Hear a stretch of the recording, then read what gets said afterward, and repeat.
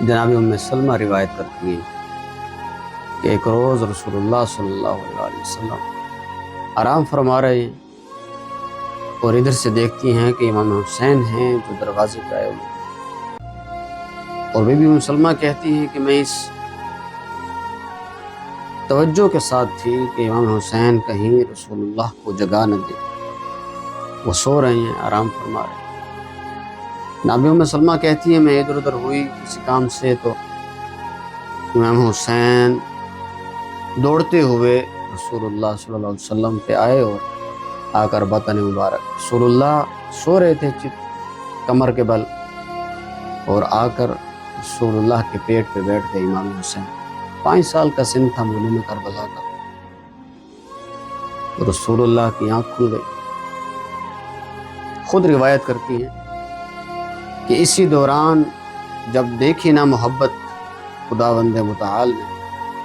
کہ رسول اللہ کس قدر محبت سے پیش آتے ہیں مظلوم کربلا کے ساتھ، تو اتنے میں جبرائیل امین نازل ہوئے کہ کیا آپ بہت محبت کرتے ہیں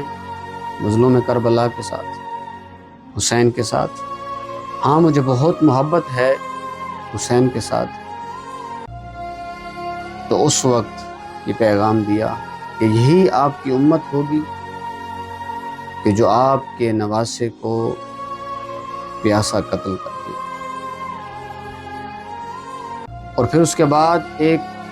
ظرف دیا، ایک شیشی دی کہ جس میں خاک کربلا تھی، کہا یہ اس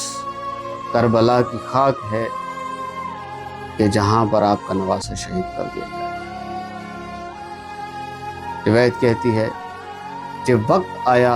اور امام علیہ السلام نے مدینہ سے نکلنا چاہا تو جناب ام سلمہ نے بہت روکا،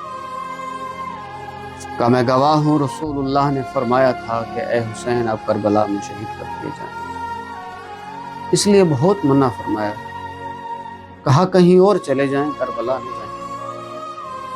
کہ میں دیکھ رہی ہوں کہ اگر آپ کربلا جائیں گے تو وہاں شہید کر دیے جائیں گے۔ تو جواب میں یہی فرمایا تھا کہ آپ تو خود جانتی ہیں اور یہ مشیت الہی ہے، خدا چاہتا ہے کہ حسین کربلا میں شہید کر دے۔ اسی لیے جب سفر کا آغاز کیا ہے مظلوم کربلا نے تو بی بی ام سلمہ بار بار اس ظرف کا مشاہدہ کرتی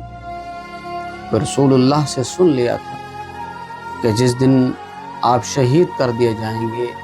یہ خاک خون میں تبدیل ہو جائے گی، اور وہ دن آن پہنچا۔ عاشور کا دن 10ویں محرم کا دن، جب دیکھا کہ خاک خون میں تبدیل ہوئی تو بہت گریہ فرمایا، اور اس بات کا یقین ہو گیا کہ آج مظلوم کربلا شہید کر دیا۔